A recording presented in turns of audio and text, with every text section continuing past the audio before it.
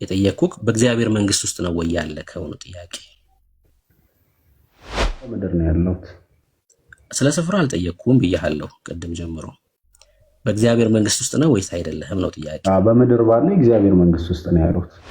ሰው መንግስት ሰማይ ገብተሃል ማለት ነው? አይደለም፣ ተጋድሎ ላይ ነኝ፣ ሩጫ ላይ ነኝ። የእግዚአብሔር መንግስት ውስጥ አልገባህም። የእግዚአብሔር መንግስት ውስጥ ካልገባህ የዚህ ዓለም ገዢ የሆነው መንግስት ውስጥ ነው ያለኸው ማለት ነው። እንኳን ደህና መጣክ። እንኳን ደህና ቆያችሁ። ከየት ቤተ እምነት ነህ? ከኦርቶዶክስ። እሺ፣ ሚስጥራት ያድናሉ ወይ? ርዕሳችን ይሄ ነው። የሚያድን ሚስጥራት ነው። አዎ ያድናሉ ብዬ አምናለሁ። ስንቱ ናቸው የሚያድኑት? ሁሉም ያድናሉ። ስንት ናቸው? ሁሉም ስንት ናቸው? ሁሉም ሚስጥረ ጥምቀትም ያድናል፣ ሚስጥረ ቁርባንም ያድናል፣ ሚስጥረ ንስሐውም ያድናል። ሌሎች ሰባቱም የቤተ ክርስቲያን ሚስጥራት ለድህነት ይሆናሉ። ሰባት ናቸው። አዎ የቤተ ክርስቲያን ሚስጥራት ሰባት ናቸው። ኦኬ፣ ሰባቱ ተባብረው ነው የሚያድነው ወይስ በተናጥል ያድናሉ? ያው ጸጋ ናቸው። አሁን ይሄ ተርም አገላለጹ ትንሽ የእግዚአብሔርን ጸጋ የሚያወርድ ስለሆነ በተናጠል ተባብረው ከማለት ይልቅ ሁሉም በጸጋ ያገኘናቸው ናቸው። ስለዚህ ከነሱ በመሳተፍ እንድናለን። እንደዚህ ነው ልል የምችለው። ጥያቄ ምንድነው? ሰባቱ አንድ ላይ ሲፈጸሙ ወይ ደግሞ ሰባቱንም አንድ ሰው ሲፈጽም ነው የሚድነው ወይስ አንዱን በፈጸመ ሰዓት ይድናል ነው ጥያቄ። መፈጸም አለበት። አንድ ክርስቲያን መፈጸም አለበት። ሁሉም የራሱ ሚኒንግ አለው። ማለት አንድ ሰው ሲጠመቅ በጥምቀት ምን ያገኛል? ስጋና ደሙን ሲቀበል ከሱ ምን ያገኛል? ንስሐ ሲገባ ምን ያገኛል? ሁሉም ለድህነት ናቸው። ስለዚህ ከሁሉም መሳተፍ አለበት። ሰባቱን የፈጸመ ሰው ነው የሚድነው ማለት ነው። አዎ የፈጸመ ሰው ይድናል። ሰባቱን አንዱን ካጎደለ ከሰባቱ መካከል አይድንም። አይ እንደሱ ማለት አይደለም። ለምሳሌ ማለት ነው አንድ ሕፃን ልጅ ሊጠመቅ ይችላል። ነገር ግን ያ ባለበት እድሜ ንስሐ መግባት ወይም ሌሎች ምስጢራት መፈጸም የማይችልበት እድሜ ላይ ስለሆነ አይ አንተ ቅዱስ ስጋና ክቡር ደሙን ስላልተቀበልክ ወይም ንስሐ ስላልገባክ አትድንም ልንለው አንችልም፣ ሕፃኑ ልጅ ማለት ነው። ስለዚህ በሚገባው ሰዓት የሚገባውን ነገር አድርጓል። እሺ፣ ለሕፃኑ ስንት ምስጢራት ናቸው የሚያድኑት? ለሕፃን ልጅ እንደሱ ተብሎ አይቀመጥም። በቃ ሰው በመጀመሪያ መጠመቅ አለበት። ከተጠመቀ በኋላ ደግሞ ኢኒሻል ሳሊቬሽን መጀመሪያ መፈጸም አለበት። ያው ድህነትን እኛ የመጀመሪያውን ጥምቀትን ኢኒሻል ሳሊቬሽን ነው የምንለው። አዎ ግን እሱ አይደለም ጥያቄ እሱ ስላልሆነ ገብቶኛል። ጥያቄ ገብቶኛል። አንድ ሕፃን ልጅ ምንድን ናቸው ኢኒሻል የሚባሉት አይደለም ጥያቄ። አንድ ሕፃን ልጅ የትኞቹ ምስጢራት ሲፈጽም ነው የሚድነው? ጥያቄ ይኸኛው ነው። ሕፃን ልጅ መጠመቅ ነው ያለበት። ጥምቀት ብቻውን ያድነዋል ማለት ነው ለሕፃን ልጅ? በዛ እድሜው ሊያደርግ የሚችለው ነገር መጠመቅ ስለሆነ ንስሐ መግባት፣ ክቡር ስጋና ቅዱስ ደሙንም ከጥምቀት በኋላ ሊወስድ ይችላል። እሱንም ስለሚወስድ ሜሮንም አለ፣ በእሱም ይታተማል፣ የመንፈስ ቅዱስ ልጅነትን ያገኛል። እነዚህን ሲፈጽም ያ ልጅ ዳነ፣ የኢኒሻል ሳሊቬሽኑን ፈጸመ እንላለን። ሜሮን፣ የጌታ እራት እና ጥምቀት፣ እነዚህ ሶስቱን ምስጢራት ሲፈጽም ይድናል አንድ ሕፃን ልጅ ይድናል። አንድ ሙስሊም አዋቂ ደግሞ ወደ እናንተ ቢመጣ ትልቅ ሰው ማለት ነው፣ ሰባቱን መፈጸም ያለበት። ለሕፃኖቹ ሶስቱ ነው። ለአዋቂ ደግሞ ከእስልምና ወደ እናንተ ቢመጣ ሰባቱን ምስጢራት ሲፈጽም ነው የሚድነው ማለት ነው። ኦኬ፣ ከነዚህ መካከል አንዱ ብቻውን ግን ሊያድነው አይችልም። ለምሳሌ ምስጢረ ጥምቀት ብቻውን ሚኒንግ አለው። እያንዳንዱ ሚኒንግ አለው፣ ሚና አለው። ለምሳሌ አንድ ሰው መጀመሪያ ላይ ሲጠመቅ የሚድንባቸው ከአራት ነገሮች ይድናል። ከቀዳሚው የአዳም ኃጢአት ይድናል፣ ከገዛ ኃጢአቱ ይድናል ሲጠመቅ ማለት ነው። አዎ። ስለዚህ የመጀመሪያው ከምንድን ነው? ሲጠመቅ ከዛ በኋላ ግን በራሱ የሚሰራቸው ኃጢአት ከጥምቀት በኋላ ድህነቱን ሊያሳጡት የሚችሉ ስራዎችን ሊሰራ ይችላል። ከእስልምና ሲመጣ ገና ከእስልምና ሲመጣ ዳነ የሚባለው የትኞቹ ሚስጥራት ሲፈጽም ነው ጥያቄ። መጀመሪያ አምኖ መጠመቅ አለበት። ሲጠመቅ ይድናል። አሁን ይቅርታ፣ መጀመሪያ አሁን አንተ እያልከኝ ያለኸው ድህነት አንድ ጊዜ ልክ እንደ ፍርድ ቤት ፍርድ ድንሃል ተብሎ እዛው ተጀምሮ እዛው የሚያልቅ እንደሆነ አስበህ ነው እየነገርከኝ ያለው። እኔ ደግሞ እንደዛ ለምሳሌ እዛ ጋር ዳነ ብለን አናበቃም ልልህ ፈልጌ ነው። ትቀጥለዋለህ። የኔ ጥያቄ ግን ገና ከእስልምና ወደ ክርስትና ወደ ክርስትና ማለቴ ከእስልምና ወደ ኦርቶዶክስ አንድ ሰው ሲመጣ ዳነ የምትሉት የትኞቹን ሚስጥራት ሲፈጽም ነው ጥያቄ። ገና ከእስልምና ወደ ኦርቶዶክስ ሲመጣ ከእስልምና ወደ ክርስትና መጀመሪያ እንደመጣ ማመን አለበት። አዋቂ ሰው ማለት ነው። ማመን አለበት። ካመነ በኋላ ደግሞ ጥምቀትን ይፈጽማል። ያኔ ልጅነትን አገኘ። ከቀዳሚው አዳም በደል ታጠበ። ከገዛ ኃጢአቱም እስከዛ ድረስ እስከዛሽ ቅጽበት ሲሰራት ከነበረው ኃጢአቱ ታጠበ ማለት እንችላለን። ያ ማለት ሜሮን ሳይቀባ የጌታ ራት ሳይወስድ በእምነትና በጥምቀት ብቻ ይድናል ማለት ነው። በሁለቱ ኢኒሻል ሳሊቬሽን አላለቀም። በነገራችን ላይ እዛ ጋር የሚያበቃ ጉዳይ አይደለም። አሁን እዚህ ጋር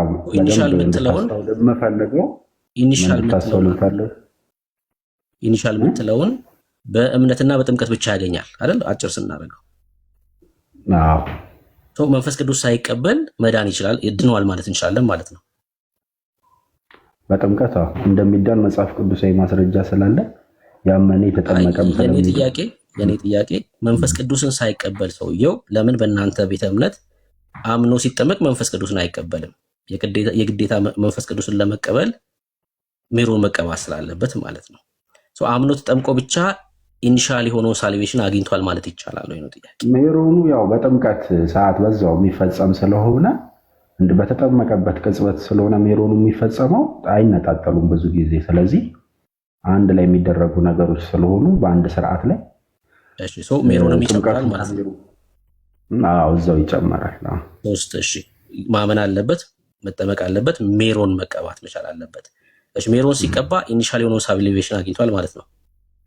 ኢኒሻል ሳልቬሽን አግኝቷል። ከመጀመሪያው ከነበረው የአዳም ኃጢአት የክርስቶስን ልጅነት አግኝቷል። ወደ ህብረቱ ተጨምሯል እንላለን ሶስቱን ሲፈጽም። ከዛ የጌታ ራት ሲወስድ ከዳነ በኋላ ነው የጌታ ራት የሚወስደው ማለት ነው አይደል? በዛ ሰዓት የጌታ ራትን ሲወስድ ኢኒሻል ሳልቬሽኑን ከፈጸመ በኋላ ደግሞ የህይወትን የሚያሰጠውን ክቡር ስጋውንና ቅዱስ ደሙን እየወሰደ ዕለት ዕለት በንስሐ እየታደሰ ህይወት አላገኘም። ቆይ አምኖ ተጠምቆ ሜሮን ሲቀባ ህይወት አላገኘም ሰውየው። ድህነትን ልጅነትን ያገኘው እንጂ ህይወት አላገኘም። ልጅነትን አገኘ። ያው ልጅነትን ልጅነት ማለት ነው የሞተ ልጅነት ማለት ነው አይደል? አይደለም፣ እንደሱ አላልኩም እኔ እኮ። አመነ፣ ተጠመቀ፣ ሜሮን ተቀባ፣ ልጅነት አገኘ፣ ግን ህይወት አላገኘም አልከኝ አይደል? ልክ እንዴት አሁን በምሳሌ ላስረዳህ መሰለኝ ይሄ ነገር በደንብ እንዲገባ። አንድ ልጅ አለ፣ ህፃን ልጅ ተወለደ።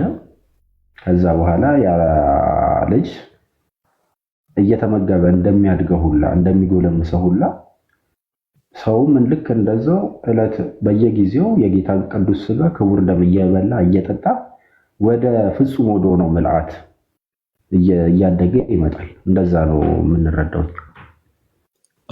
የጌታ ራትን የሚወስደው ለማደግ ነው ማለት ነው። ፍጹም ወደ ሆነው ወደ ምልአቱ እያደገ ይመጣል። ጥቅስ አሳየኝ። የጌታ ራት ያሳድጋቸዋል የሚለውን ጥቅስ አሳየኝ። ህይወትን ያሰጣል። ህይወት መስጠት ማለት ምን ማለት ነው? ህይወትማ ኦልሬዲ ሲወለድ ህይወት አለው አይደል እንዴ ሰውየው? አሁን ህፃን ልጅ ሲወለድ እኮ ሲያድግ አይደለም እኮ ህይወት የሚኖረው ህፃን ልጅ።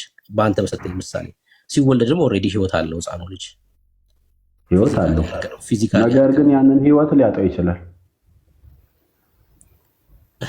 ያንን ህይወት ደግሞ የሚመልሰው በምንድን ነው? በንስሐ። ያጣውን ህይወት ማግኛ ነው። እሺ የጌታ ራት። እሺ ጥቅስ ስጠኝ። ያጣችሁትን ህይወት በጌታ ራት ታገኛላችሁ የሚለውን ጥቅስ ስጠኝ። ቃል በቃል እንደሱ ያጣችሁትን ህይወት ከጌታ ቃል ታገኛላችሁ የሚል አንተ እኮ ያልከው እኮ ትምህርት እየሰራ ያለው ከእግዚአብሔር ቃል ላይ አለ ብለህ አይደል እንዴ? እንደዛ ብለህ እንድትናገር ያስቻለህን ጥቅስ ስጠኝ ነው እያልኩ ያለሁት። ስጋዬን የበላ ደሜን የጠጣ የዘላለም ህይወት አለው ይላል። አይ እኔ የዘላለም ህይወት እሱማ እውነት ነው እኮ የጠየቅኩህ። የዘላለም ታምናለህ? ኦፍ ኮርስ የዘላለም ህይወት እንዳለው ታምናለህ? ኦፍ ኮርስ አምናለሁ። አዎ አምናለሁ።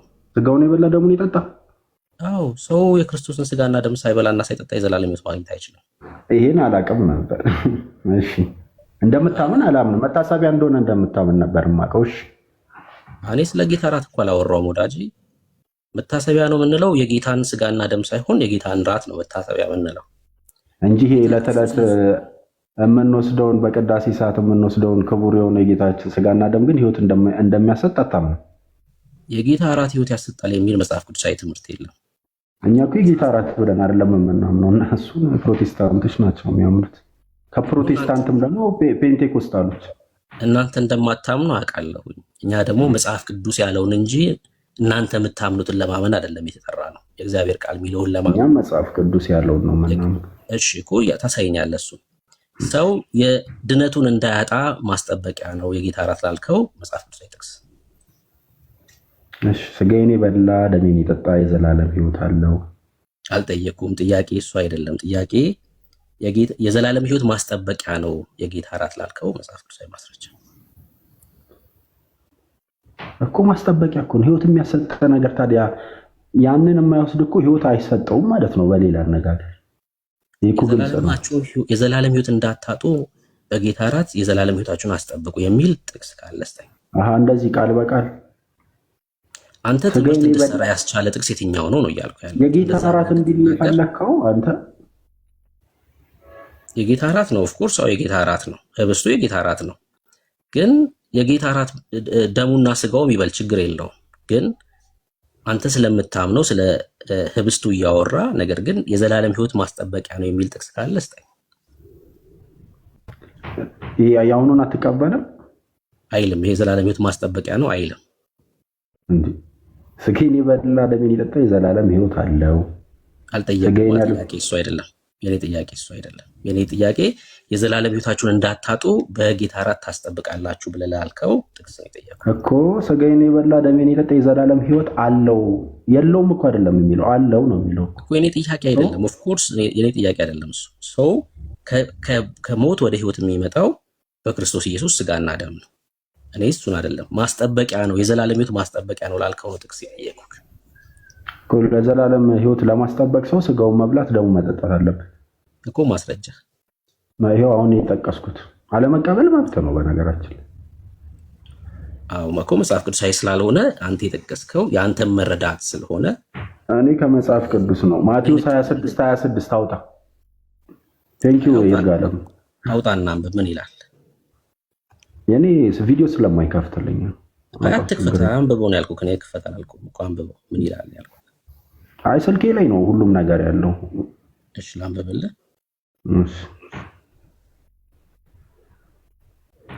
እሺ ሲበሉም ኢየሱስ እንጀራን አንስቶ ባረከ፣ ቆርሶም ለደቀ መዛሙርቱ ሰጠና እንካችሁ ብሉ፣ ይህ ስጋዬ ነው አለ። እሺ ያው አነበብኩልህ። ምንድን ነው አለ? ይህ ስጋዬ ነው አለ። እሺ ቀጥል። ላንብበው። እሺ ጽዋንም አንስቶ አመስግኖ ሰጣቸው፣ እንዲህም አለ፣ ሁላችሁ ከእርሱ ጠጡ። ስለ ብዙዎች ለኃጢአት ይቅርታ የሚፈስ የአዲስ ኪዳን ደሜ ይህ ነው። ምንድን ነው አለ? ይህ ነው። ምኑ ነው ይህ ነው የተባለው? አይ ንገረኝ እንጂ አሁን የዘላለም እየጠየቅኩ ያለው እያነበብከው አይደል? ምኑን ነው ይህ ነው ያለው? አንተ እኔን የመጠየቅ ቦታ ላይ አይደለም ያለኸው። ለጠየቁት ጥያቄ መልስ እየሰጠ ስለሆነ አንተ ነህ የምታብራራው ክፍሉን ማለት ነው እኮ። ይኸውልህ ላብራራው ያነበብከውን እንድትደግምልኝ ስለፈለግኩ ነው። ከዛ አብራራለሁ፣ ችግር የለውም እኮ። ይኸው ላንብብልህ ድጋሜ እንዳነብልህ ከፈለግ። ጽዋንም አንስቶ አመስግኖ ሰጣቸው፣ እንዲህም አለ፣ ሁላችሁ ከእርሱ ጠጡ፣ ስለ ብዙዎች ለኃጢአት ይቅርታ የሚፈሰው የአዲስ ኪዳን ደሜ ይህ ነው። የአዲስ ኪዳን ደሙ የቱ ነው እኮ ንገረኝ። ለምን ጠይቀኛለህ? እኔ እኔንም አስጠይቀኝ። እኔ ስጠይቀኝ እየጠየቅኩ ነው አልኩ። አንተ የመጠየቅ ቦታ ላይ አይደለህም። ለጠየቅኩ ጥያቄ መልስ እየሰጠ ስለሆነ አንተ ነው የምታብራራው። አጠይቀኝ። መጠየቅ አልችልም። የምትጠይቀው የተጠየቀውን ከመለስክ በኋላ ነው እንጂ ስጠይቅህ አይደለም የምትጠይቀኝ። እኔ እኮ የሚብራራ ጥያቄ አይደለም ባይዘው እየጠየቅኩ ያለሁት እኮ በቃ መልስ። ምን ማለት ነው? እዛው ያነበብከውን ነገር ነው። የዘላለም ሕይወት ማስጠበቂያ ነው። እሺ ቀጥል። መመለስ አልፈለክም? አንብበው። እሺ አነበብኩልህ እኮ። ቀጥል። የቀረው ነው።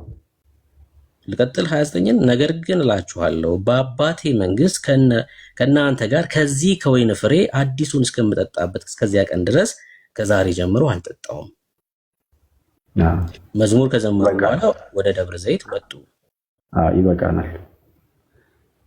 እንግዲህ ራሱ ጌታ ህብስቱን አንስቶ ይሄ ስለእናንተ የሚቆረሰው ስጋው እንደሆነ ወይኑንም አንስቶ ደግሞ የሚፈሰው ደሙ እንደሆነ ነግሮናል። ማቴዎስ 26 አንዱ ጥቅስ ሊሆን ይችላል ለአንተ የሚመለስልህ ማለት ነው። እኔ ጠየቅኩህ የዘላለም ሕይወት ማስጠበቂያ ነው የጌታ እራት ላልከው ጥቅስ ነው የጠየቅኩህ። አሁን እዚህ ክፍል ላይ የዘላለም ሕይወት ማስጠበቂያ ነው የጌታ እራት የሚል ሐሳብ ዮሐንስ 6:56 ደግሞ አውጣልኝ። አይ ወዳጄ እዛ ሂድ እያልክ ሳይሆን በቃ መወያየት ከቻልክ የጠቀስከው ጥቅስ መጀመሪያ ስጋው ነው። እሺ እሱ ላይ እንድንተማመን ፈልጌ ይሄ ስጋዬ ነው። ህብስቱን አንስቶ ይህ ስጋዬ ነው፣ ወይኑን አንስቶ ደግሞ ይህ ደሜ ነው ብሏቸዋል። እዚህ ጋር ከተማመንን በኋላ ደግሞ ወደ ዮሐንስ 6:56 እንሄዳለን። አይ እኔ ለጠየቁ ጥቅስ ነው እንጂ ለጠየቁ ጥያቄ ነው ጥቅስ የምትሰጠኝ እኮ። ጥቅሱን እኮ ነው እየሰጠሁህ ያለሁት። ምንድነው የጠየቅኩህ?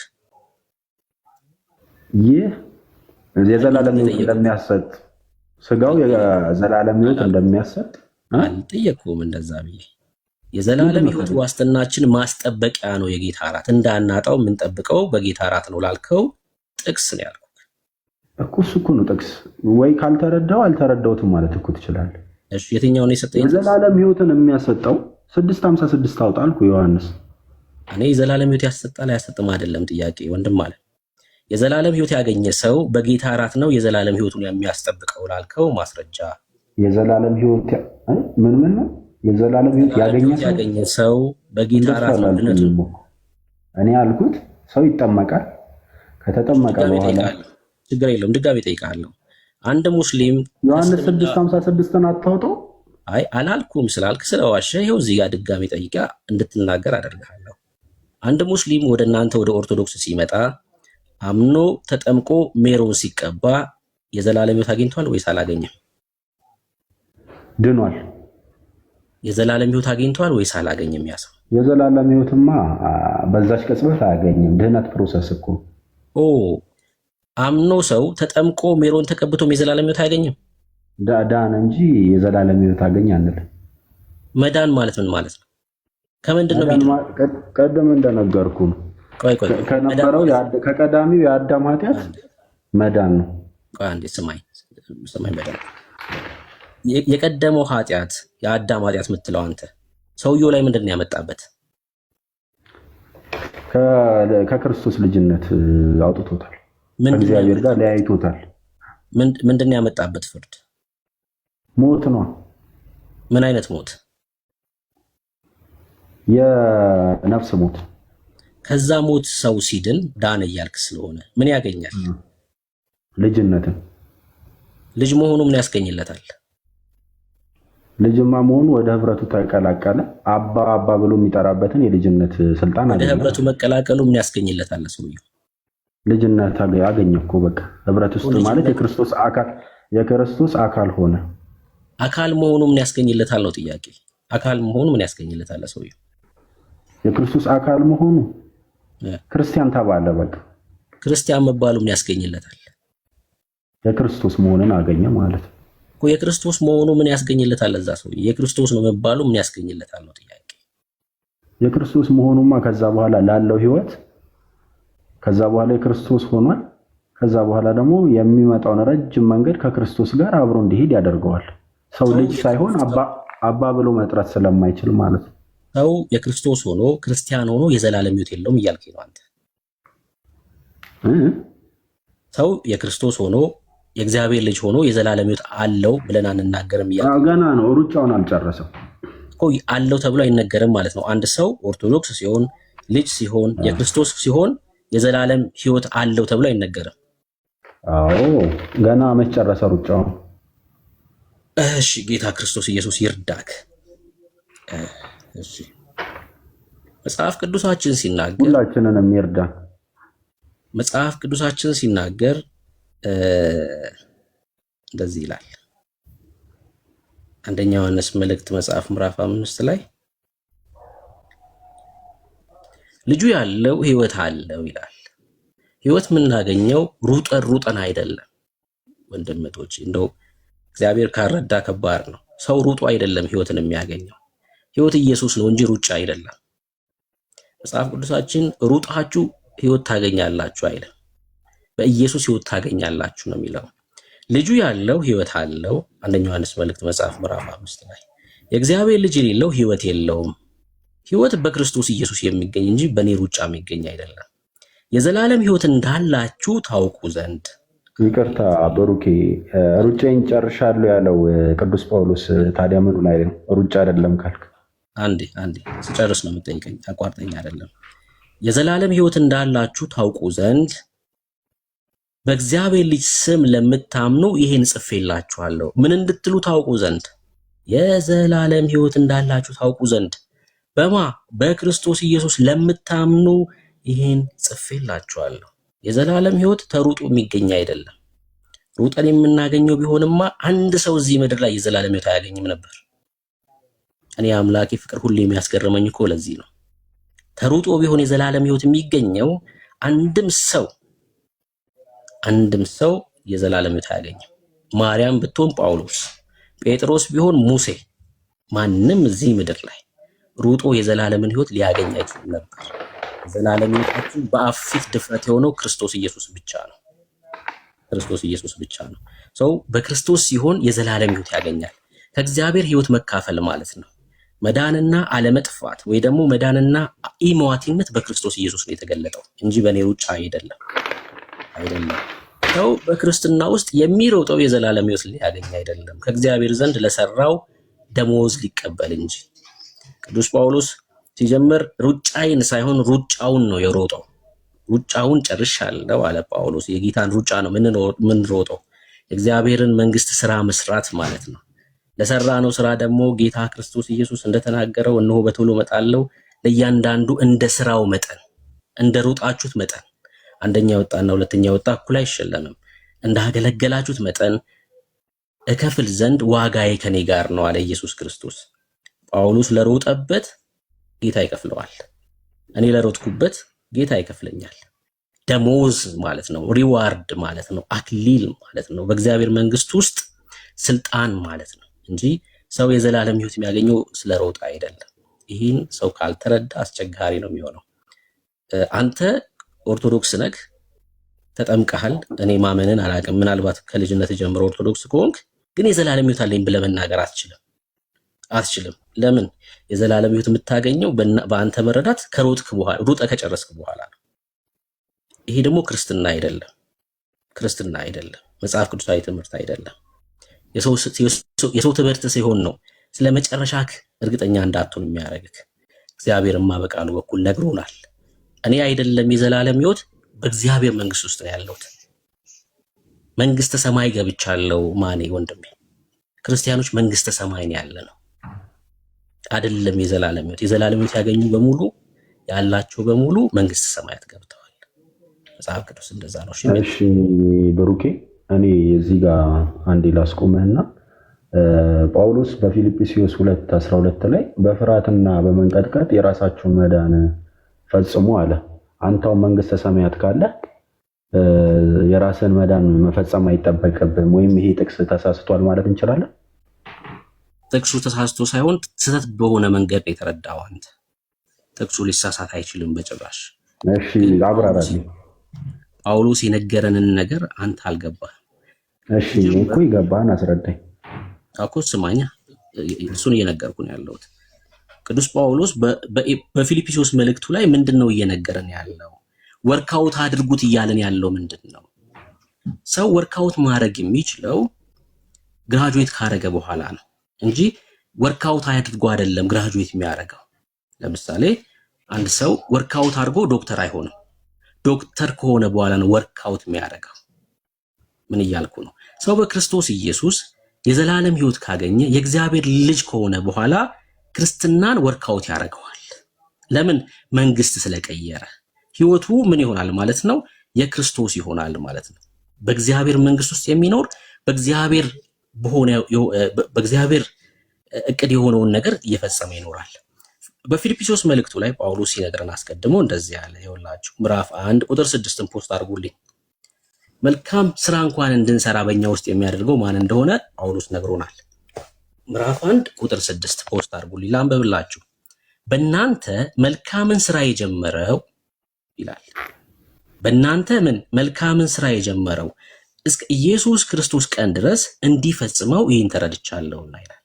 በእኛ መልካም ስራ የጀመረው ማን ነው? እግዚአብሔር መንፈስ ጸጋው እና እስከ ኢየሱስ ክርስቶስ ቀን ድረስ እንዲፈጽመው ምኑን? ያህን መልካም ሕይወት ማለት ነው። ያለ እግዚአብሔር እንታዘዛለን፣ የእግዚአብሔር መንፈስ ደግሞ በእኛ ውስጥ ይሰራል። ወርክአውት አድርጉት ሲል ጳውሎስ እኛን ራሱ ተማምኖ አይደለም፣ የእግዚአብሔር መንፈስ ነው። ግን ታዘዙ። ፊልጵስዩስን ከቁጥር 1 ጀምሮ ብታነቡት ባልንጀራዬ ከኔ ይሻላል ብለህ ቁጥር እያለን ያለው በህብረት ውስጥ ስላለ መከባበር ወንድማዊነት ነው እየነገረን ያለው። ለዛ ነው ቁጥር 5 ላይ ምን አለ? በክርስቶስ ኢየሱስ የነበረ ይህ ሐሳብ ደግሞ በእናንተ ዘንድ ይሁን ይላል። በክርስቶስ ዘንድ የነበረው ሐሳብ ምንድን ነበር? እርሱ በእግዚአብሔር መልክ ሲኖር ሳለ ጌታ ክርስቶስ ኢየሱስ ከእግዚአብሔር ጋር እንደመተካከል ነገር አልቆጠረውም ይላል።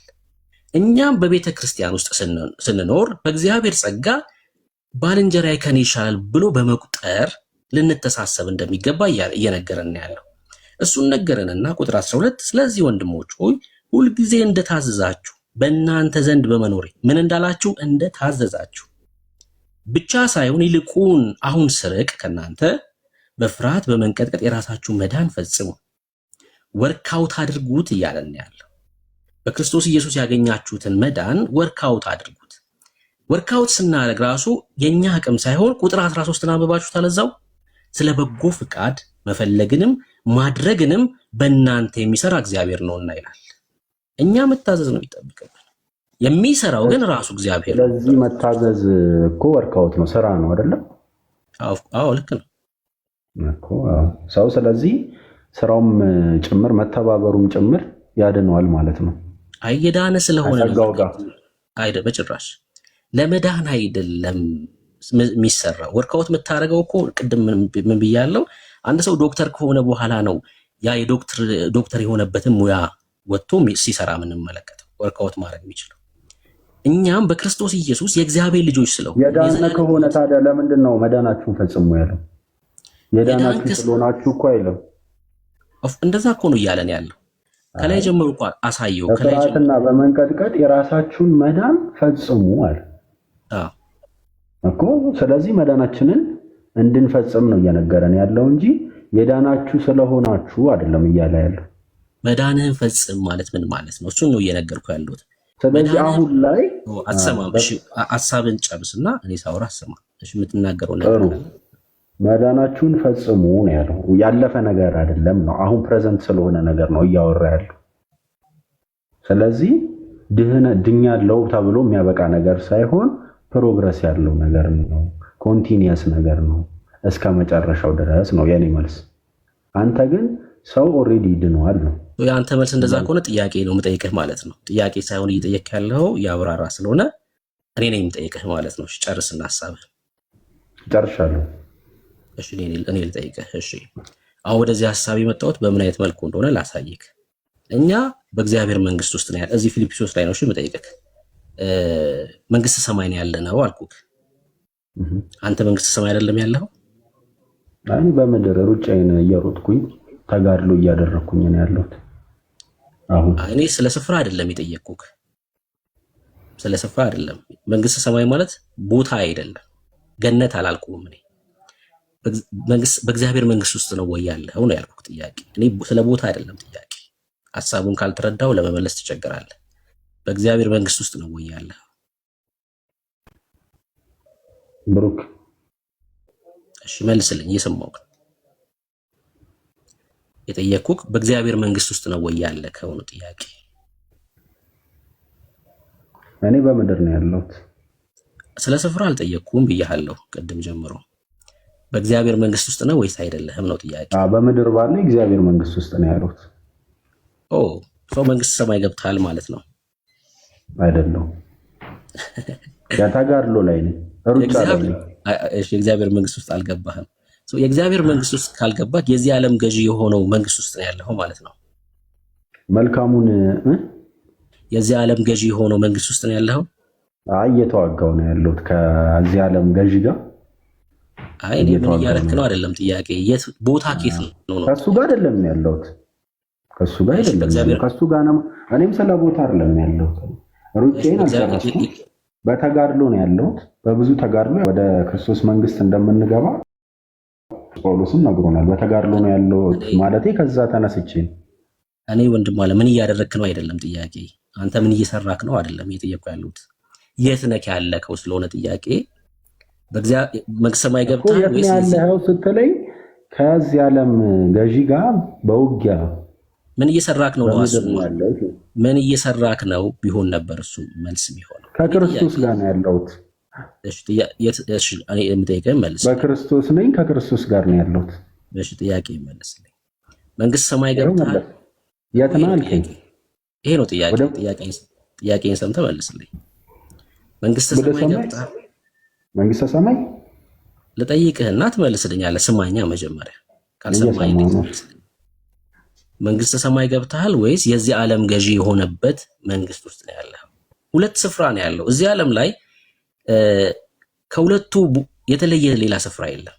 ማስረጃ አንድ ሰው ቆይ ስማኝና አታውቅም። ይሄንም ሁለት ዓለም ብቻ ነው ያለው የሚል ማስረጃ እንድትሰጠኝ ፈልጌ ነው። ምንድን ነው ያልከው?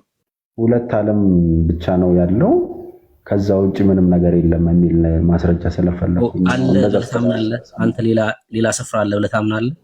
መጽሐፍ ቅዱሳችን የኔን ማመን ሆነ ጥያቄ ነው የጠየቅኩት። ጥያቄ መልስልኝ። የኔን እምነት በኋላ እነግርሃለሁ። ኦፍ ኮርስ አዎ። የዚህ ዓለም ገዢና የጨለማው መንግስት ገዢና የብርሃን መንግስት ነው ያለው። አንድ ሰው ወይ በብርሃን ውስጥ ነው የሚሆነው ወይ በጨለማ ውስጥ ነው የሚሆነው። ከብርሃንና ከጨለማ ውጭ ሌላ ስፍራ የለም። ብርሃንና ጨለማ ደግሞ ተደባልቆ የሆነ ሃይብሪድ የተፈጠረበት ስፍራ የለም። መጽሐፍ ቅዱሳችን ወይ የዚህ ዓለም ገዢ የሚገዛበት ስፍራ ነው የምትሆነው ይልሃል፣ ወይ ደግሞ በክርስቶስ ስትሆን ወደ ብርሃኑ መንግስት ትመጣለህ። አሁን ጥያቄ እሱን በምዕራፍና ቁጥር ጠቅሰህ ብታስረዳኝ አንዴ ልይዘው ስለፈለኩኝ። ምን አሁን የተናገሩት ነው?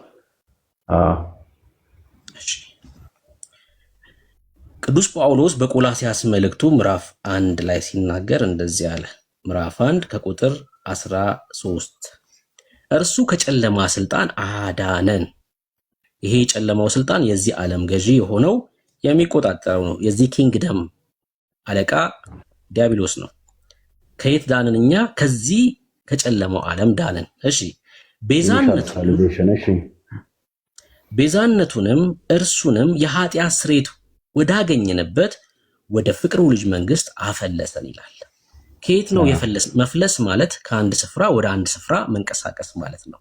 ከየት ነው የፈለስ ነው? ከጨለማው መንግስት ስልጣን እግዚአብሔር አድኖን ወዴት አፈለሰን? ወደ ፍቅሩ ልጅ መንግስት አፈለሰን። ኪንግደም ነው የቀየር ነው።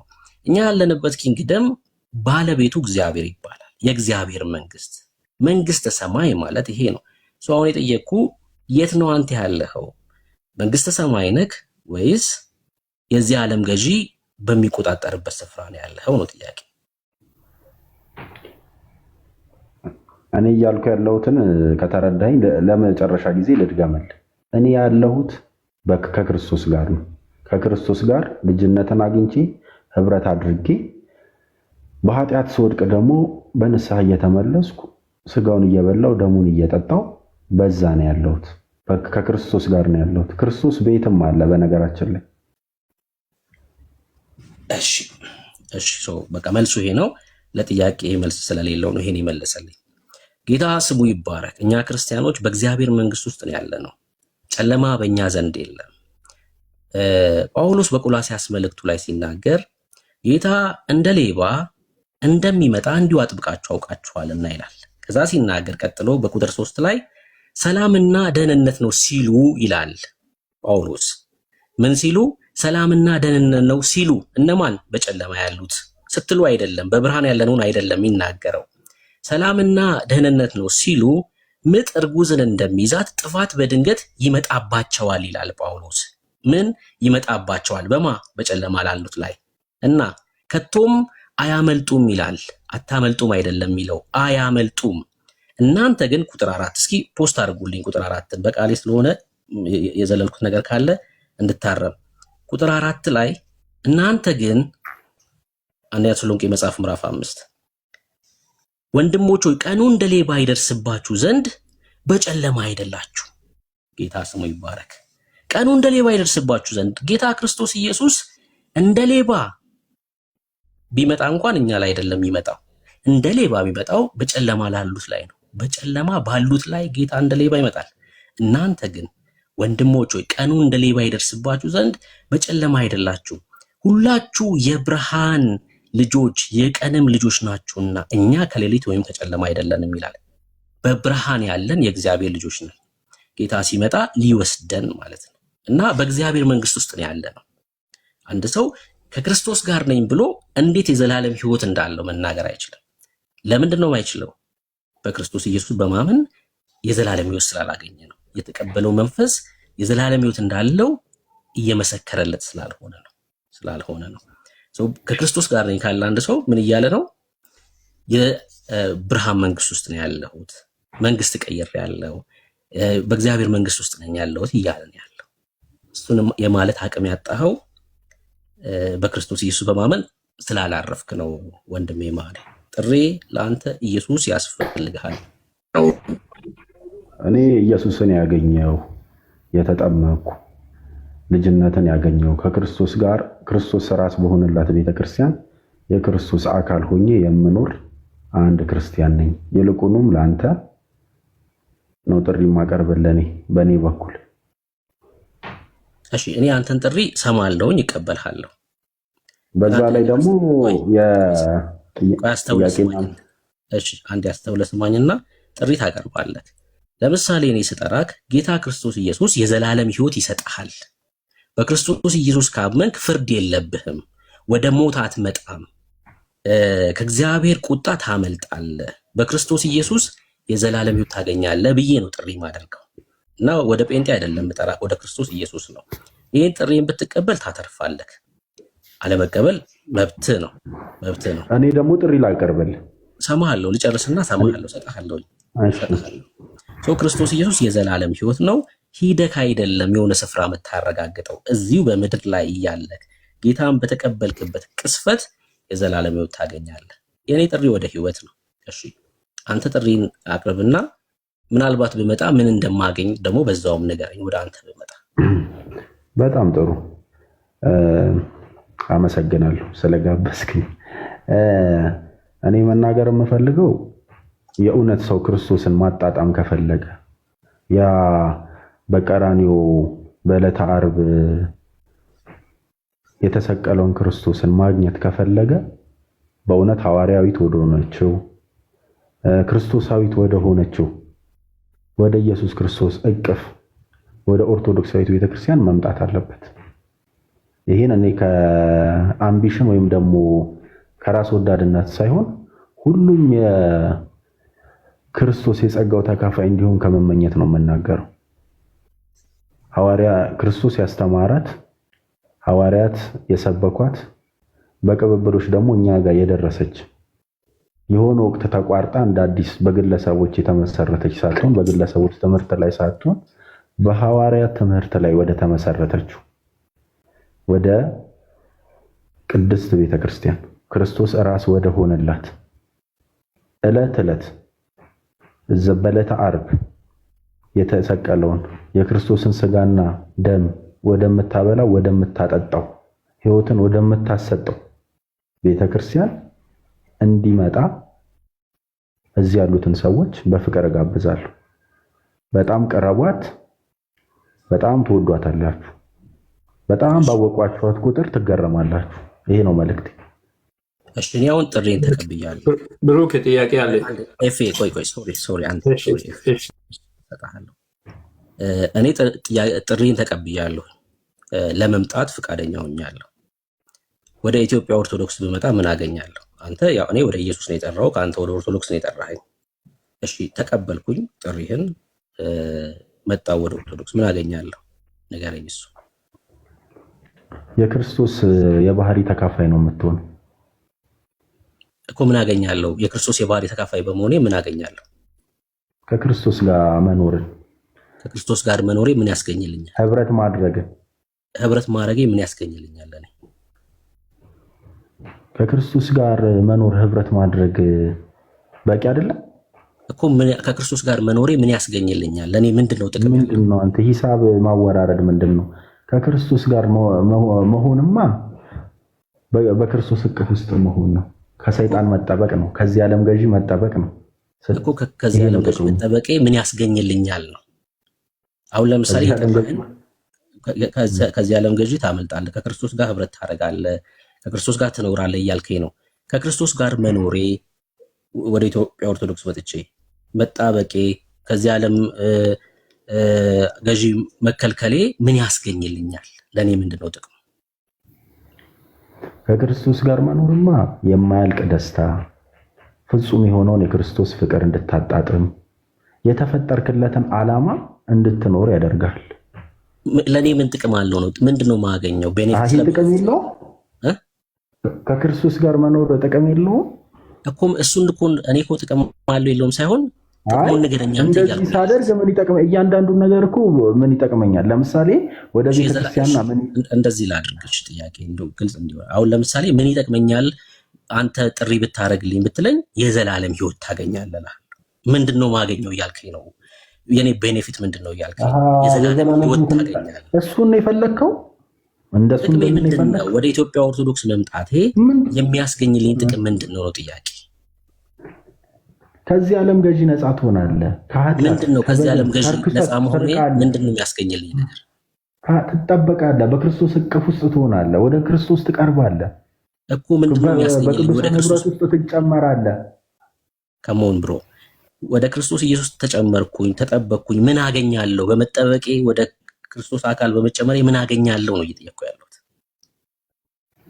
ክርስቶስን ታገኛለህ። ምንድነው የሚጠቅመኝ? ክርስቶስን ማግኘቴ ምን ያስገኝልኛል? ክርስቶስን ማግኘት እኮ ነገርኩህ እኮ ህይወትን ያስገኝልሃል። የዘላለም ህይወት አገኛለሁ።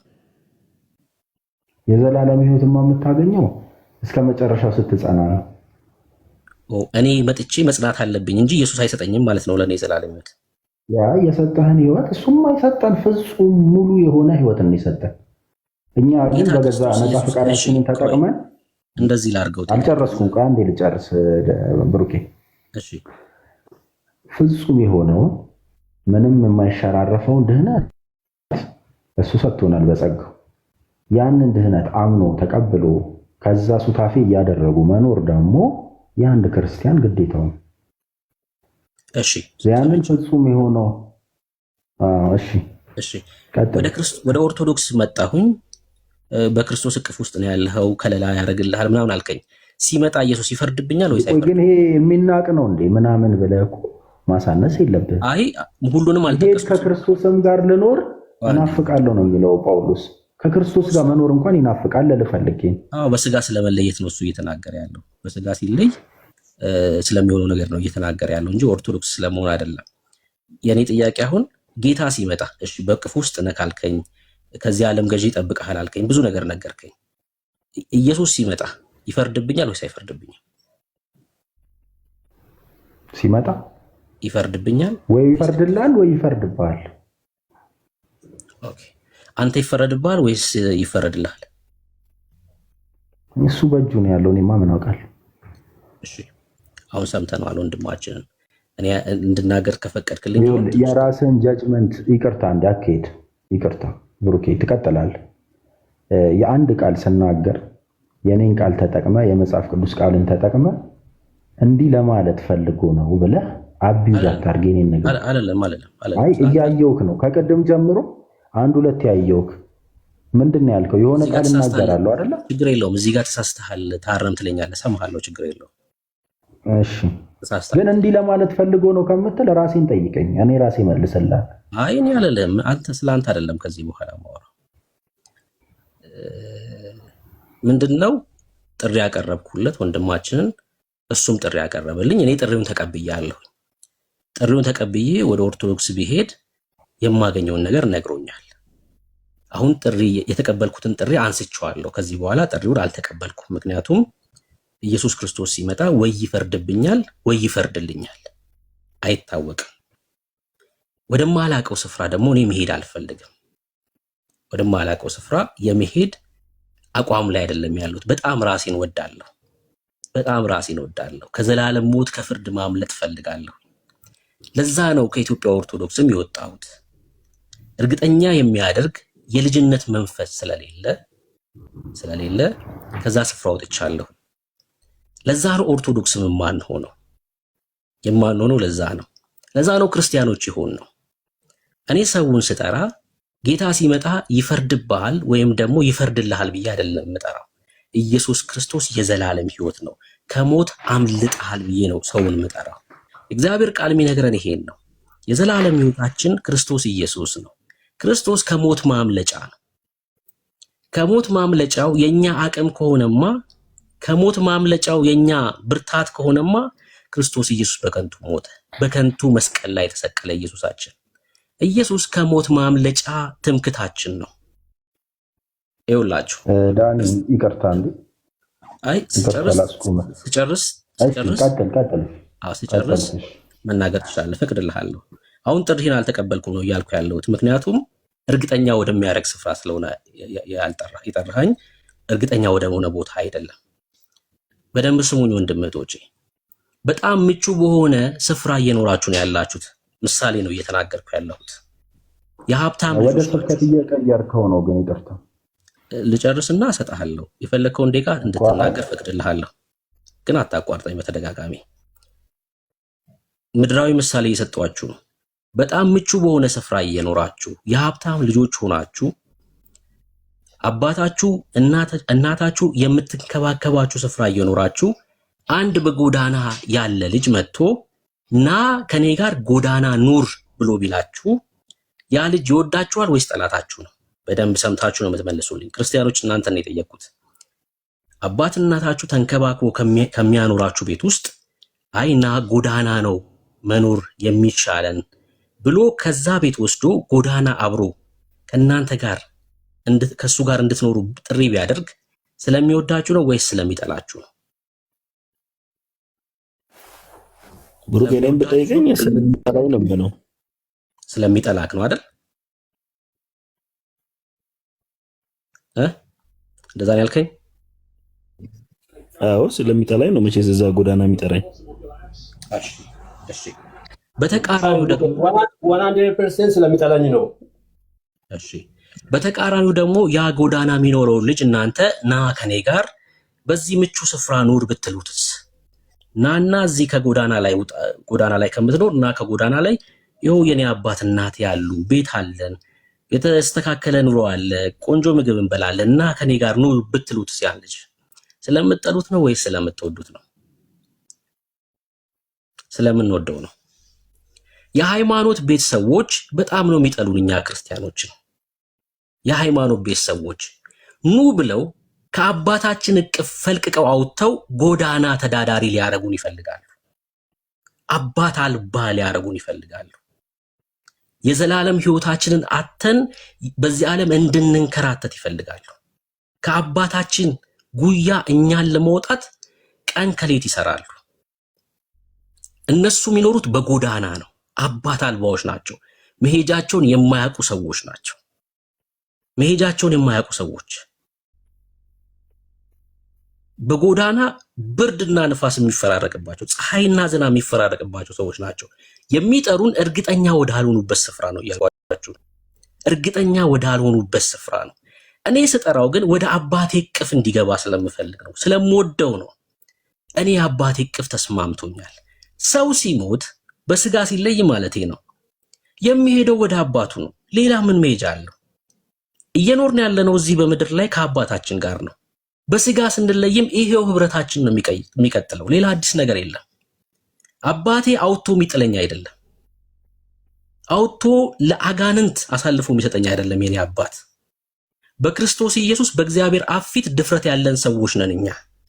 ለዛ ነው ጳውሎስ በኤፌሶን መልእክቱ ላይ ሲናገር በፊቱ ነውር አልባና ቅዱስ እንድንሆን በክርስቶስ ኢየሱስ መረጠን የሚለው።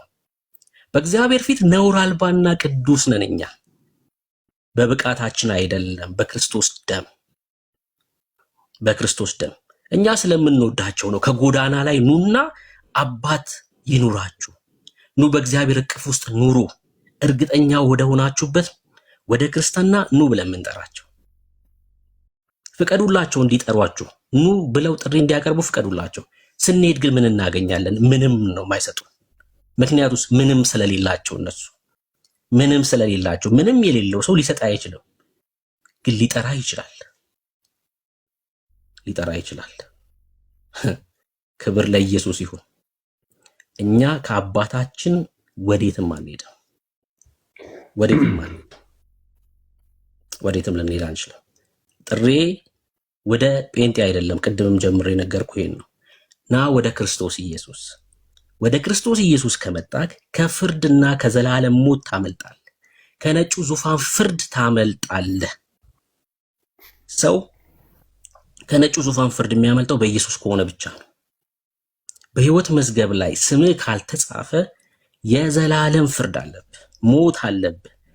የሕይወት መዝገባችን ኢየሱስ ክርስቶስ ነው።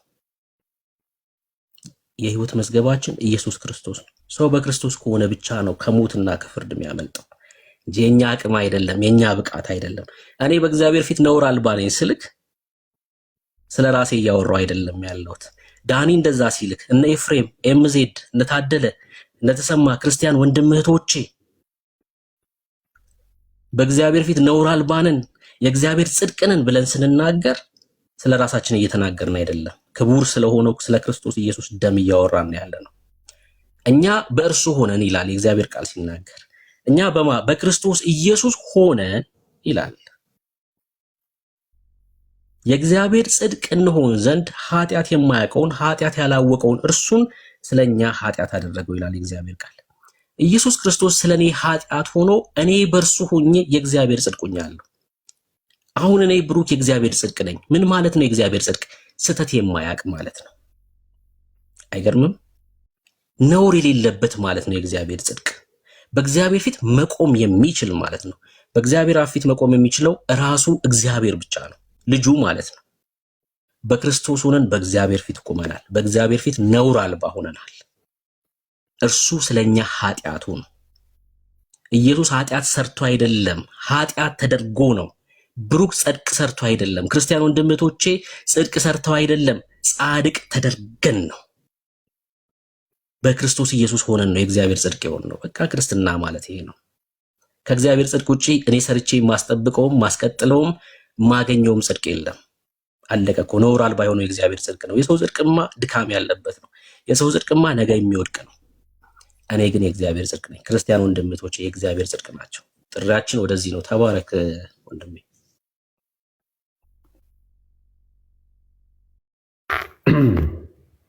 ጥሩ ብሩክ እንግዲህ በእምነቱ የሚያምንበትን ስብከት ያው ሰብኮናል። ያው መብቱ ነው። እሱ የሚያምንበትን ነገር ተናግሯል። ስለዚህ እኔ ደግሞ አሁን የማምንበትን ነገር እናገራለሁ ማለት ነው። እኔም እዚህ ላላችሁ እህትና ወንድሞች በድጋሚ ጥሪን አስተላልፋለሁ። አንድ ሰው ወደ ከሱ ካነሳው አንዳንድ ጥያቄዎች እግረ መንገዴን እየመለስኩ ማለፍም ፈልጋለሁ። እርግጠኛ ወዳልሆንኩበት እምነት አልመጣም ነው ያለው። እኛ እያልን ያለነው ወይም ቤተክርስቲያናችን እያስተማረች ያለችው በክርስቶስ አንድ ጊዜ የተሰጠው ድህነት ፍጹምና ሙሉ ነው።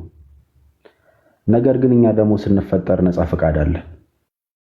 ክፉንም ደጉንም እንድንመርጥ አድርጎ ራሱ ጌታ በራሳችን አስቀምጦ ነው የፈጠረን። ስለዚህ ይህን ጉዳይ መምረጥ የኛ ፋንታ ነው። ድህነቱ ፍጹም ነው። ምንም ምን ሊተካው የማይችል ዝቅም ከፍም ዝቅ ሊል የማይችል ይቅርታ ፍጹም የሆነ ድህነት በክርስቶስ አግኝተናል። ያንን ድህነት ግን አሜን ብሎ መታዘዝ ደግሞ የኛ ፋንታ ነው። ምክንያቱም ነፃ ፈቃድ አለን። እግዚአብሔር አስገዳጅ አምላክ አይደለም። ያንን አምነን በቃሉ መሰረት እስከ መጨረሻው ከጸናን መልካሙን ገድል ከተጋደለን ያኔ ከክርስቶስ ጋር እስከ መጨረሻው አብረን እንሆናለን። ነገር ግን ነፃ ፈቃዳችንን ተጠቅመን በራሳችን መንገድ ከሄድን በኃጢአት መንገድ ከሄድን ከግንዱ እንቆረጣለን፣ ወደ እሳትም እንገባለን። ይሄ አስተምህሮአችን ነው። መጽሐፍ ቅዱስ የኛ ቤተክርስቲያን በግለሰብ አስተምህሮ ላይ የተመሰረተች አይደለች። ራሱ ክርስቶስ ባስተማረው ሐዋርያት በሰበኩት ሐዋርያን አበው እየተቀባበሉ እዚህ ጋር ያደረሷት ቅድስት ቤተክርስቲያን ነች። የእውነት አምድና መሰረት የሚላት እውነተኛይቱ የጌታ ቤተክርስቲያን ነች። በዚህ ቤተክርስቲያን ውስጥ ጌታ ኢየሱስ ልክ በዕለተ ዓርብ እንደተሰቀለው እጁን ዘርግቶ ኑ ልጆቼ ብሎ ሊያቅፋችሁ ተዘጋጅቷል።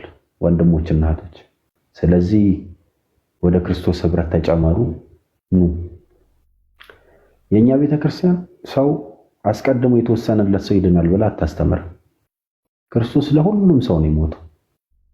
ስለዚህ ያንን ድህነት ደግሞ አሜን ብለን ተቀበለን መዳን የኛ ድርሻ ነው። ስለዚህ ወደዛ ድህነት ወደዛ ህብረት መጨመር የኛ ግዴታ እንደመሆኑ መጠን ያንን አሜን ብለን እንቀበል። ያንን አሜን ብለን ስንቀበል የክርስቶስ ልጅነትን እናገኛለን። ክርስትና በአንድ ጀንበር አሜን ብለን ጀምረን እዛው ዲክሌር ተደርጎ እንደ ፍርድ ቤት እዛው ነፃ ናችሁ የሚባልበት አይደለም። ጉዞ ነው። ረጅም ተጋድሎ ነው። የመንፈሳዊ ተጋድሎ። ይህንንም ቅዱስ ጳውሎስ ነግሮናል። ያንን ተጋድሎ በጽናት መጨረስ ደግሞ አለብን። ያንን ልክ ስንጨርስ የዘላለም ሕይወትን እንወርሳለን። ይሄ አስተምህሯችን ነው። በምልአት የክርስቶስን አስተምህሮ ማግኘት የሚፈልግ ሰው ካለ ወደ ቅድስት ቤተክርስቲያን ይምጣ። ራስ የሆነውን ክርስቶስን እናገኘዋለን። ራስ የሆነውን ክርስቶስን ከቅዱሳኑ ጋር እናገኘዋለን።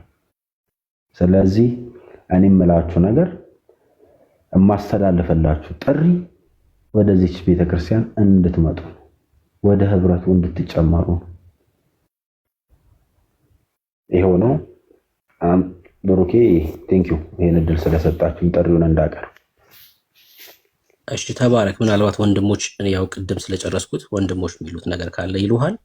ቅድም መሀል ላይ ስትናገር አሁን የሰማሁህ ያው ከመጣችሁ በኋላ መጨረሻ ላይ ተቆርጣችሁ ወደ እሳት ትጣላላችሁ አልከኝ። አሁን ወደ እሳት እንድንጨመር ነው የምጠራን? እሱ ነው አሁን ዋናው ጉዳይ። ጠራህን፣ ጥሩ ነው ምናምን እንምጣ፣ ችግር የለውም። ግን ተቆርጣችሁ ወደ እሳት ትጣላላችሁ አልከኝ። ምን አናሳዝነህ? አትወድንም? ይሄን ያህል ነው የምጠላን? ምን አረግንህ? ወደ እሳት ለመጣል ለምንድን ነው የምትጣላው? በጣም የሚገርም አይነት እኔ እኮ አይደለሁም ያልኩት፣ መጽሐፍ ቅዱስ ነው ያለው እኮ። አሁን እኮ ብንመጣም ተቆርጠን ወደ እሳት እንጣለው አይደል? በእኔ ያለ መጀመሪያ በማን ነበረ? በክርስቶስ የነበረ ነው። ግን ደግሞ በሱ መንገድ ያልሄደ ሰው ከግንዱ ተቆርጦ ወደ እሳት እንደሚጣል እኔ አይደለሁም የተናገርኩት፣ መጽሐፍ ቅዱስ ነው። ስለዚህ እኔ መጽሐፍ ቅዱሱን ትክክል አይደለህም ማለት ትችላለህ። አይ አሁን እኮ ጥሪ ጠራህንና እሱ ምን ማለት ነው የሚለውን እንደው መማማር ካስፈለገ ማውራት እንችላለን። ዮሐንስ 15 ማለት ነው። ግን ጠራህንና ያው ኦርቶዶክስ ከሆናችሁ በኋላ ተቆርጣችሁ ወደ እሳት ትጣላላችሁ አልከን። እንደሱ አይደለም ያልኩት። ነፃ ፈቃዳችሁን ተጠቅማችሁ እኮ ለምሳሌ ጌታ ሲመጣ በስራችን ይፈርድብንና ወደ እሳት ሊጠለን ይችላል ማለት ነው አይደል? ያ መጽሐፍ ቅዱስ ነው የሚለው። መጽሐፍ ቅዱስ ማቴዎስ 25 ጀምሮ ከቁጥር 31 ማንበብ ይቻላል ስለ መጨረሻው ፍርድ።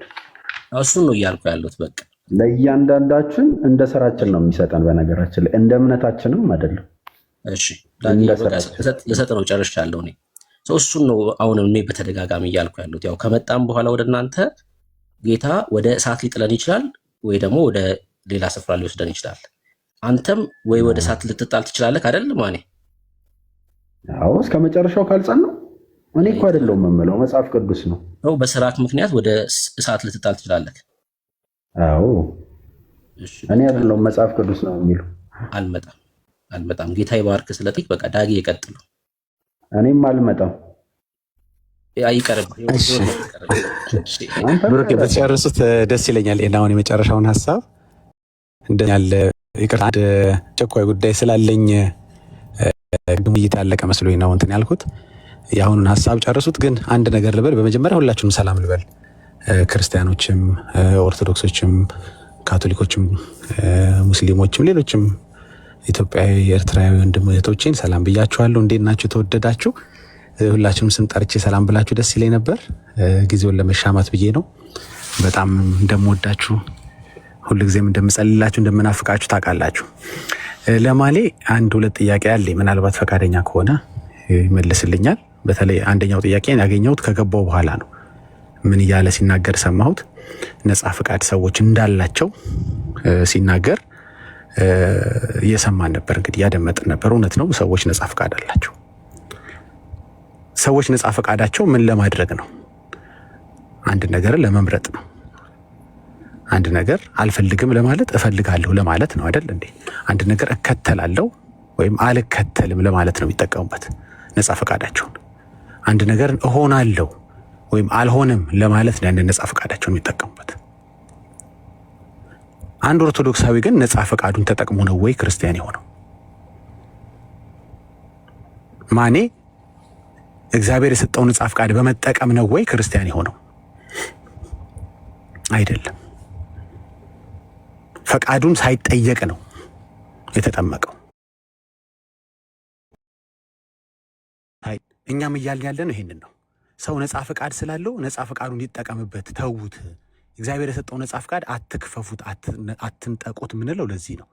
ሰው ይመን፣ ያመነው ነገር ካሳመነው ይጠመቃል፣ ካሳመነው ቁርባን ይወስዳል፣ ካሳመነው ይህንና ይህን ያደርጋል። ፈቃዱን ይጠቀም ሰውየው፣ ተዉት።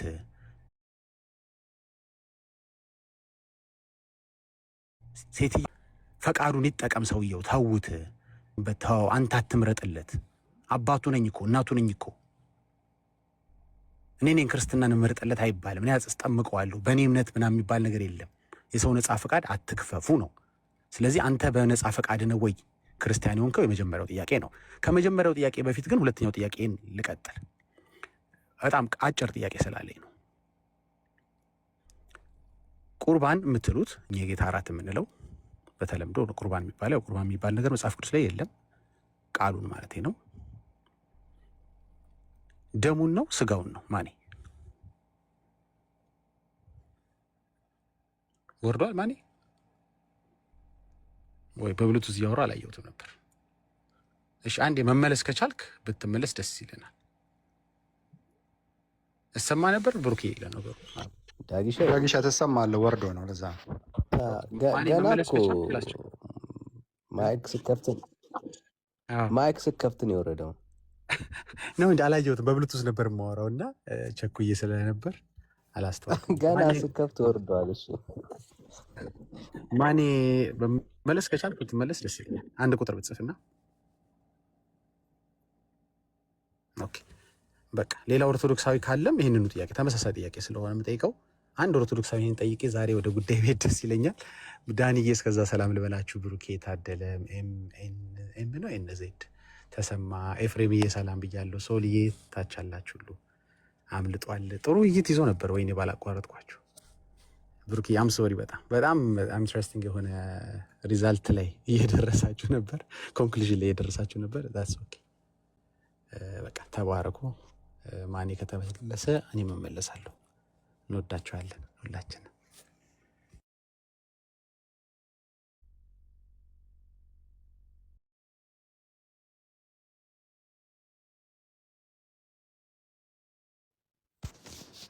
ላችሁ ብሩኬ ዳኒ ያለ ዳግሻዬ እሺ ተባረክ። በቃ ሌላ ቀጥልበት። ኦርቶዶክስ ነፃ ፈቃድ የሚለውን በተለይ ሀሳብ ትሄድበት ደስ ይለኛል። በነፃ ፈቃድ የተገፈፈ ማህበረሰብ ስለሆነ የኦርቶዶክስ ማህበረሰብ ማለት ነፃ ፈቃዱን ከእናቱ ማህፀን ከወጣበት ሰከንድ ጀምሮ የተገፈፈ ማህበረሰብ ማለት ነው። ይሄ ደግሞ ውሸት ነው የሚል ካለ ገብቶ ይንገረኝ። በፈቃዴ ነው አጥምቆኝ ገብቶኛል የሰማሁት ወንጌል ማርኮኛል ብሎ የተጠመቀ ኦርቶዶክስ ካለ ይንገረን። ስለ ነፃ ፈቃድ ወንድማችን ሲያወራ ትንሽ ፈገግ ስላሰኘኝ ነው። እንደተዘረፈ አልገባውም መሰለኝ። ከልጅነቱ እንደተገፈፈ ያለ ፈቃዱ የሆነውን እንደሆነ አልገባውም መሰለኝ። እና ኢትስ ኦኬ ሲገባ ይነገረናል። አይን ያስታውሳለሁ። ኢትስ ኦኬ አሁን አጥምቆኝ ገብቶኛል ማርኮኛል የሰማሁት ወንጌል ፈሰሰልኝ ደም የተደረገልኝ ቤዛነት ገብቶኝ እኮ ነው ካለ እንግዲህ ይነግረናል። ግን ይሄ ውሸት ነው። በተለይ ሁለተኛው ጥያቄ በጣም ገላግሊ ነበር። በጣም ለዛሬ ጥሩ የቤት ስራ የሆነው ነበር። ሄዶ እንዴ ምን ሆኜ ነው እስካሁን የታወርኩት የምትልበትን ግን ወደ ብርሃን ደግሞ የምትመጣበትን የምትነቃበትን እድል ይፈጥርልሃል ብዬ አስቤ ነበር። አንተ ፈቃደኛ ካልሆንክ ሌላ ኦርቶዶክስ ጠይቀዋለሁ። ዳን እየወዳችኋለሁ።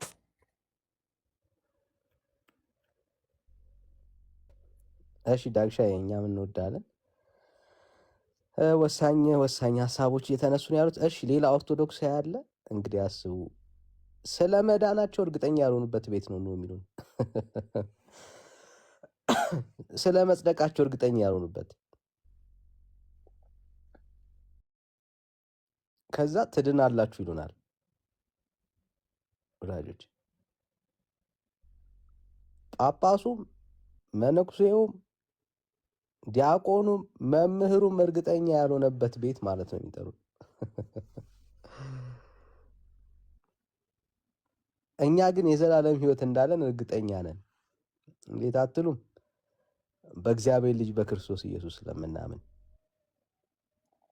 የእግዚአብሔር ቃል ያንን ነው የሚናገረው።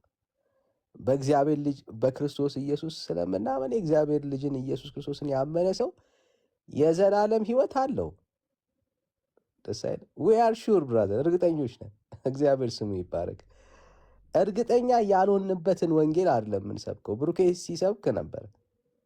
አይ ብሩኬ እርግጠኛ ነው። ለራሱ ያልሰራለትን ወንጌል ለኛ ይነግረናል። ይሄው ስንት ዓመት 32 ዓመት ቢኖር በዚህ ምድር ላይ ወዳጃችን 32 ዓመት ሙሉ ኦርቶዶክስ ሆኖ ዛሬ ቢሞት የት እንደሚሄድ አያውቅም። ስራዬን የሚለው በስራው ሲኦል ነው የሚገባው። ምክንያቱም ያውቀዋል ስራውን። በእግዚአብሔር ፊት ማንም ፍጹም ሰው የለም። ማለት ስለሚረሱ ነው እንጂ እኮ ዝማሬ አላችሁ አይደል? በስራዬ የትዮም መግቢያዬ ሲኦል ቪአይፒ ብራዘርስ። በስራ የምትገባው ሲኦል ቪአይፒ ነው። ምንም የተለየ ቦታ የለም። ሁላችን አንድ አይነት ቦታ ወዳጄ። እንደ ስራችን የምንገባበት መንገድ ሲኦል ቪአይፒ ነው ብራዘር። ሌላ የትም ቦታ አትገባም። እግዚአብሔር ግን እንደ ልጁ ስራ የእግዚአብሔርን መንግስት የምትወርስበት የዘላለም ተስፋ በልጁ በክርስቶስ ኢየሱስ በማመን ሰጥቷል። እርግጠኞች ነን። ዛሬ ብንሞት የት እንደምንሄድ እናውቃለን። ዛሬ ብንሞት የዘላለም ህይወት አለን። በእግዚአብሔር ልጅ በክርስቶስ ኢየሱስ ያመነ ሰው አይፈረድበትም ይላል። ከሞት ወደ ህይወት ተሻግሯል ብራዘር። እኛ አሁን ስለ ሞት አናስብም፣ ስለ ፍርድ አናስብም። ለምን? ከሞት ወደ ህይወት የተሻገረበት ኢየሱስ የሚባል ያመነው ጌታ ስላለን እና እርግጠኞች ነን። ስለዚህ አሁን ሰዎች ኑ በእግዚአብሔር ልጅ በክርስቶስ ኢየሱስ እመኑ ስንል ያምርብናል። ወሳኝ ጥያቄ ጠይቆታል። እሺ ኢየሱስን አመንኩኝ ምን አገኛለሁ? ሊመልሰው አልቻለም። እኛ ግን እርግጠኞች ነን። አንድ ሰው መጥቶ እሺ ኢየሱስን እመን አልከኝ፣ ኢየሱስን በማመኔ ግን ምን አገኛለሁ ቢለን መጽሐፍ እንደሚናገረው የዘላለም ህይወት አለ እንለዋለን። ይሄ የዘላለም ህይወት ያገኘንበት ሚስጥር የአንድ ቀንና የሁለት ቀን የህይወት ምልልስ አይደለም። አንዴ በእጆቹ ገብተናል፣ ከእጆቹ ማንም አያወጣንም። ከጌታ መዳፍ ማንም አያወጣንም ብራዘርስ። እንዳንወጣ ሆነን በልጁ በክርስቶስ ኢየሱስ ተይዘናል። ኢየሱስ ክርስቶስ አዳኛችን ነው፣ ጌታችን ነው፣ መታመኛችን ነው። ይሄንን ጌታ ነው የምንሰብከው ባይዘዌ እና ቅመሱት እስቲ። አሁን መጥቶ የሰበከን ኢየሱስ አለ የለም? ቤተ ክርስቲያን ይለናል። ብራዘር ቤተ ክርስቲያንማ ይሄው አንተንም መምህራኖቿንም ግራ አጋብታለች። ለምን? የምትሰብከው ውሃ እንጂ ኢየሱስ የላትም። የምትሰብከው ቁርባን እንጂ ኢየሱስ የላትም። የሚሰበክ ወንጌል የለም። ለዛ ነው ብዙ ኦርቶዶክሳውያን ገብተው ወንጌል መስበክ አይችሉም። ቤተ ክርስቲያኒቷን ሰብከው ነው የሚወጡት። እኛ ግን የምንሰብከው ኢየሱስ ነው። የምንሰብከው ኢየሱስ ነው። ያድናል የምንለው ኢየሱስን ነው። ሰዎች በክርስቶስ ኢየሱስ ቢያምኑ የዘላለም ሕይወት አላቸው። ክብር ለአምላካችን ለእግዚአብሔር ይሁን። ይህንን ቃል ነው የምንሰብከው። በዘመናት መካከል አይቀያየርም። መዳን በማንም የለም። እኛ ቤት በራሳችንም አንድንም፣ በተክለ ሃይማኖትም በተክለ ምናምን የምትላቸው በማንም አይዳንም። ብራዘር እኛ ቤት የመዳን ተስፋችን የእግዚአብሔር ልጅ ኢየሱስ ክርስቶስ ብቻ ነው። ከሱ ውጭ ሌላ መንገድ የለንም። ስለዚህ እኛ የምንሰብከው ኢየሱስን ነው። አንተ የምትሰብከው ቤተክርስቲያንን ነው። ልዩነታችን ይሄ ነው። እሺ ሌላ ኦርቶዶክሳዊ ያለ? ሌላ ኦርቶዶክሳዊ ካለ እንቀበላለን። ሌላ ኦርቶዶክሳዊ ካለ እስቲ እንቀበል።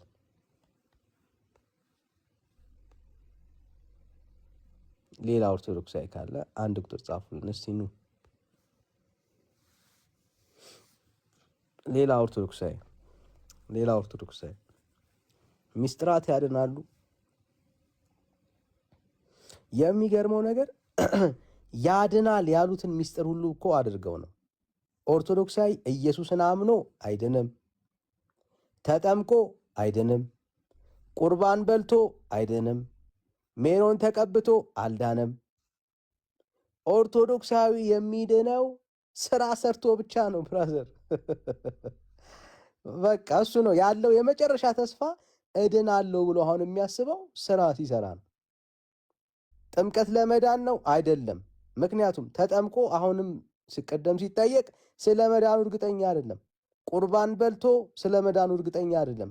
ኢየሱስን አምኖ ስለ መዳኑ እርግጠኛ አይደለም። ገና ስራ ሰርቼ ነው ይላል። ስለዚህ እምነቱ ለመዳን አይደለም፣ ቁርባኑ ለመዳን አይደለም፣ ጥምቀቱ ለመዳን አይደለም፣ ሜሮኑ ለመዳን አይደለም ማለት ነው። ኦርቶዶክስ ለመዳን ብላ የምታምነው የራሳቸውን ስራ የራሳቸውን ምግባር ነው ማለት ነው።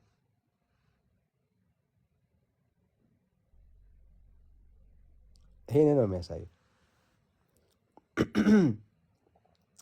እሺ ሌላ ኦርቶዶክሳዊ ካለ እንቀበላለን። አንድ ቁጥር ጻፉልን። አይ ጴንጤዎች ተሳስታችኋል፣ እምነታችን አታውቁም፣ እናንተ ሚስ አንደርስታንድ አድርጋችሁናል። እንደ አንድ ኦርቶዶክሳዊ ማውራት እችላለሁ፣ መናገር እችላለሁ። ኦርቶዶክሳዊ ነኝ። ነገረ ድነታችን በጣም ግራ ያጋባም ግልጽ የሆነ ትምህርት አለው የምትሉ ኦርቶዶክስ ካላችሁ ፕሊስ በደስታ እንቀበላችኋለን። እኔ ኦርቶዶክሳዊ ነኝ የሚል ሰው ካለ በሚስጥራት ነው እያወራን ያለ ነው። ገድላት አልተነሱም፣ ተአምራት አልተነሱም። እያወራን ያለ ነው ቤተክርስቲያናችን ዶግማዋ በምትሉት ስለ ዶግማዋ ትምህርት ነው ባይዘው እየተነጋገርን ያለ ነው። እዚህ ዶግማችሁን ነው እያነሳን ያለ ነው። ዛሬ ማንም ሰው ገድል አይከፍትም፣ ማንም ሰው ተአምር አይከፍትም። ብራዘርስ አሁን እያወራን ያለ ነው መጽሐፍ ቅዱስን መሰረት አድርገን በዶግማችሁ ትምህርት ነው እየተነጋገርን ያለ ነው። እና ኦርቶዶክሳውያን አሁን ግቡ፣ ይኸው ትፎክሩ የለ የምናነሳው ሀሳብ በጣም ግልጽ ነው። ሚስጥራት ያድናሉ ወይ? አዎ የምትሉ ኦርቶዶክሳውያን ካላችሁ በደስታ እንቀበላችኋለን ማለት ነው።